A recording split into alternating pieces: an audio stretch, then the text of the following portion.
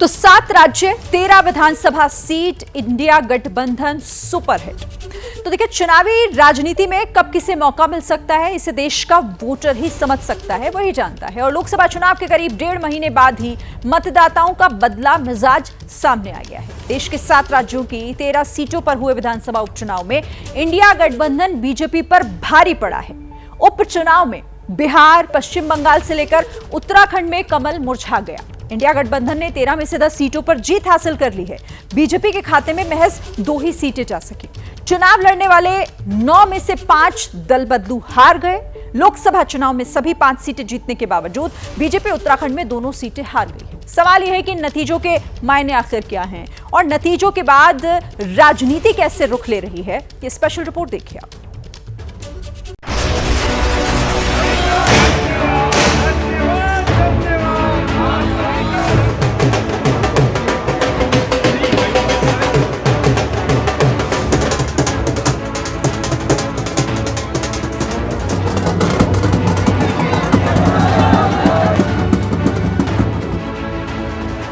ढोल की थाप, रंग गुलाल और जीत के नारे।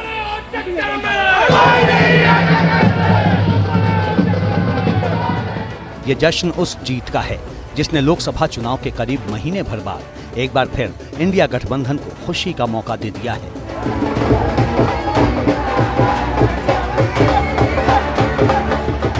सात राज्यों की 13 सीटों पर विधानसभा के उपचुनाव हुए थे। इन 7 राज्यों में पश्चिम बंगाल, पंजाब, बिहार, तमिलनाडु, मध्य प्रदेश, उत्तराखंड और हिमाचल प्रदेश शामिल थे। सभी राज्यों में 10 जुलाई को वोटिंग हुई। नतीजे आए तो इंडिया गठबंधन ने बड़ी जीत और एनडीए के लिए बड़ा शॉक साबित हुआ। पश्चिम बंगाल की 4 सीटों पर चुनाव हुआ। चारों पर टीएमसी ने जीत हासिल की। पंजाब की 1 सीट पर चुनाव हुआ, आम आदमी पार्टी के खाते में गई। तमिलनाडु की 1 सीट पर चुनाव हुआ, डीएमके ने कब्जा जमाया। मध्य प्रदेश की 1 सीट बीजेपी के खाते में जरूर गई, पर उत्तराखंड की 2 सीटों पर हुए उपचुनाव में दोनों ही सीटें कांग्रेस के खाते में चली गई। हिमाचल प्रदेश की 3 सीटों में से 2 कांग्रेस ने और 1 बीजेपी ने जीती है, जबकि बिहार की रुदौली सीट पर एनडीए और इंडिया अलायंस को धराशायी कर निर्दलीय उम्मीदवार ने विजय पताका फहराई है। यानी कुल 13 सीटों में से कांग्रेस ने 5, टीएमसी ने 4, आम आदमी पार्टी ने 1 सीट पर जीत हासिल की है। जबकि महीने भर पहले देश की सत्ता पर लगातार तीसरी बार काबिज होने वाली बीजेपी सिर्फ 1 सीट ही हासिल कर पाई है। यही वजह है कि कांग्रेस कह रही है कि बीजेपी का दौर बीत चुका है। ये वो सिलसिला है भारतीय जनता पार्टी की हार का, जो लोकसभा से शुरू हुआ और अगली लोकसभा वो जब भी होती है, ज़रूरी नहीं 5 साल इंतज़ार करनी पड़े, तब तक में जितने चुनाव आएंगे, 4 असेंबलीज भी आने वाली हैं, भारतीय जनता पार्टी की हार का सिलसिला बढ़ता चला जाएगा। मैंने तो कहा आपको कि इंडिया गठबंधन की जो परफॉर्मेंस है ये आगे भी आपको दिखेगी। लगातार हम जीत रहे हैं। खैर, बात तो भाजपा की हार की सिलसिले की हो रही थी, लेकिन हमारा अलायंस मजबूती से हर चुनाव लड़ेगा और जीतेगा। उपचुनाव में मिली जोरदार जीत से कांग्रेस गदगद है। लोकसभा चुनाव के करीब महीने भर बाद ही कई राज्यों में कांग्रेस ने जबरदस्त प्रदर्शन किया है। खासतौर से उत्तराखंड की दोनों सीटों पर कांग्रेस कैंडिडेट जीते हैं। इनमें से एक बद्रीनाथ विधानसभा सीट है। बद्रीनाथ से राजेंद्र सिंह भंडारी कांग्रेस के विधायक थे। लोकसभा चुनाव के दौरान राजेंद्र सिंह ने कांग्रेस छोड़कर बीजेपी ज्वाइन कर ली, जिसके बाद राजेंद्र सिंह की विधानसभा सदस्यता चली गई। उपचुनाव में बीजेपी ने उन्हें फिर से उम्मीदवार बनाया, लेकिन कांग्रेस के लखपत सिंह बुटोला ने उन्हें शिकस्त दे दी। बद्रीनाथ विधानसभा सीट पर राजेंद्र सिंह के समर्थन में मुख्यमंत्री पुष्कर सिंह धामी तक मैदान में उतरे थे। बद्रीनाथ की जनता ने जो जनादेश दिया है, उसके लिए बद्रीनाथ की जनता का मैं बहुत बहुत धन्यवाद देना चाहता हूं। अपने शीर्ष नेतृत्व का और अपने मेरे जो सहयोगी है, पार्टी के साथी लोग हैं और तमाम लोगों ने जिन्होंने प्रत्यक्ष अप्रत्यक्ष रूप से इस नैतिकता की लड़ाई में मेरा साथ दिया है, उन सब लोगों को इसका श्रेय जाता है। बद्रीनाथ सीट पर जीत से कांग्रेस को बीजेपी को घेरने का मौका मिल गया है। जुबानी ही नहीं, सोशल मीडिया में भी जबरदस्त अटैक हुए। यूथ कांग्रेस के नेशनल प्रेसिडेंट वी श्रीनिवास ने सोशल मीडिया साइट एक्स पर तंज कसा कि बीजेपी पहले अयोध्या हारी, अब बद्रीनाथ में कांग्रेस की जीत। ऊपर वाले का संदेश साफ है, धर्म के ठेकेदारों की दुकान अब नहीं चलेगी। कुछ इसी अंदाज में इंडिया अलायंस की सहयोगी शिवसेना नेता प्रियंका चतुर्वेदी ने भी निशाना साधा। लिखा कि नॉन बायोलॉजिकल पार्टी यहां भी हारी। जाहिर है प्रियंका का इशारा अयोध्या की ओर था। ऐसे में समाजवादी पार्टी भी कहां पीछे रहने वाली थी। देखिए, भारतीय जनता पार्टी की स्थिति सबको पता है। इस समय भारतीय जनता पार्टी की हार के प्रमुख कारणों को अगर गिना जाए तो सबसे प्रमुख कारण है उसका अहंकार। मुझे लगता है कि भारतीय जनता पार्टी ने अपना एक बाल खो दिया है। बीजेपी को बद्रीनाथ ही नहीं बल्कि उत्तराखंड की एक और मंगलोर सीट पर भी हार मिली है। मंगलोर सीट पर कांग्रेस के काजी निजामुद्दीन ने जीत हासिल की है। हमारे जो भगवान विष्णु हैं, उन्होंने, क्योंकि राम उनके अंशावतार हैं, उन्होंने भी उस पर मोहर लगा दी है। तो मोहर लगा दी उनके निर्णय पर बद्री केदार में। हम शिव की गंगा से, शिव के जटाओं से गंगा निकली है। ये गंगा की भूमि है हरिद्वार, यहाँ भी मोहर लग गई है। तो ये देव संयोग है, देव फैसला है कांग्रेस के पक्ष में। और हम आगे भी जहां जहां चुनाव होंगे हम कांग्रेस जीतेगी।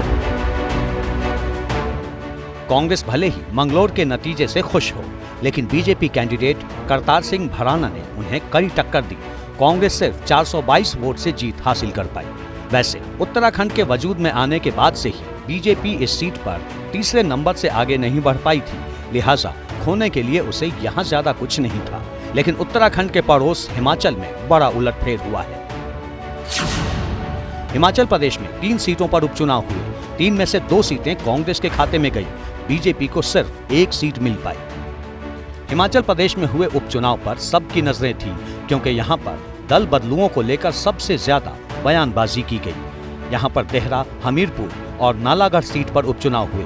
होशियार सिंह देहरा से, आशीष शर्मा हमीरपुर से और केएल ठाकुर नालागढ़ से निर्दलीय विधायक थे।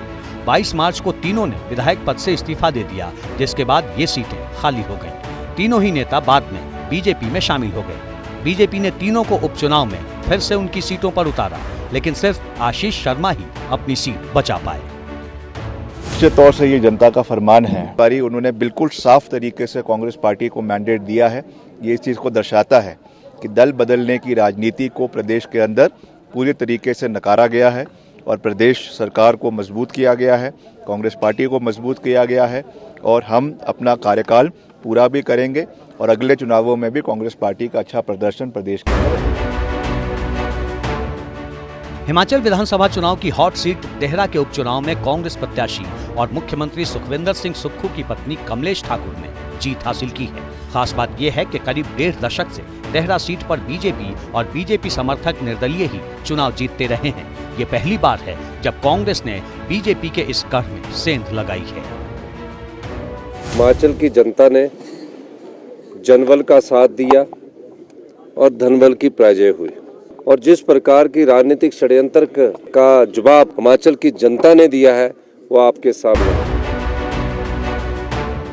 उत्तराखंड और हिमाचल के उपचुनाव में मिली हार से बीजेपी को बड़ा झटका लगा है, क्योंकि लोकसभा चुनाव में दोनों ही राज्यों में बीजेपी ने क्लीन स्वीप किया था। कुछ ऐसा ही उलटफेर पंजाब में भी हुआ है। पंजाब में जालंधर वेस्ट सीट पर उपचुनाव हुआ। आम आदमी पार्टी ने जीत हासिल की।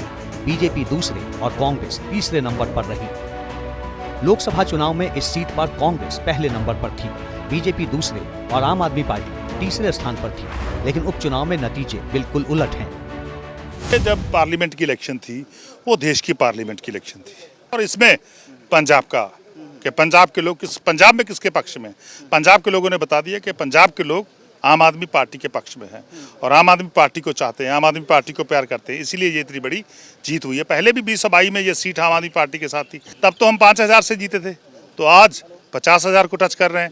10 गुना वोट जो बढ़ रहे हैं, इसका मतलब है कि पंजाब में आम आदमी पार्टी है। खास बात यह है कि जालंधर वेस्ट सीट पर हर बार नई पार्टी जीती है। 2012 में बीजेपी, 2017 में कांग्रेस, तो 2022 में आम आदमी पार्टी ने ये सीट जीती थी। इस बार हुए उपचुनाव में भी आम आदमी पार्टी कैंडिडेट मोहिंदर भगत ने बीजेपी के शीतल अंगुराल को 37,000 से ज्यादा वोट से शिकस्त दी। शीतल अंगुराल पहले जालंधर वेस्ट सीट से आम आदमी पार्टी के विधायक थे। लोकसभा चुनाव से पहले 27 मार्च को वो बीजेपी में शामिल हो गए थे। इसके बाद उन्होंने विधायक पद से इस्तीफा दे दिया। शीतल अंगुराल के इस्तीफे की वजह से ही जालंधर वेस्ट सीट पर उपचुनाव हुआ, लेकिन हार से साफ है कि वो बीजेपी के पक्ष में वोट ट्रांसफर करवाने में नाकाम रहे। आम आदमी पार्टी को एक वरदान मिला है कि जो भी आम आदमी पार्टी को धोखा देगा उसको जनता बुरी तरीके से चुनाव में हराएगी, राजनीति उसकी खत्म हो जाएगी। जो भी आम आदमी पार्टी छोड़ के बीजेपी में गया उसकी राजनीति खत्म हो गई। लोकसभा चुनाव के बाद एक बार फिर इंडिया अलायंस को शानदार जीत हासिल हुई है। जाहिर है सियासी बार पलटवार होने तय है, लेकिन उपचुनाव के नतीजों ने बीजेपी को टेंशन तो दे ही दी है।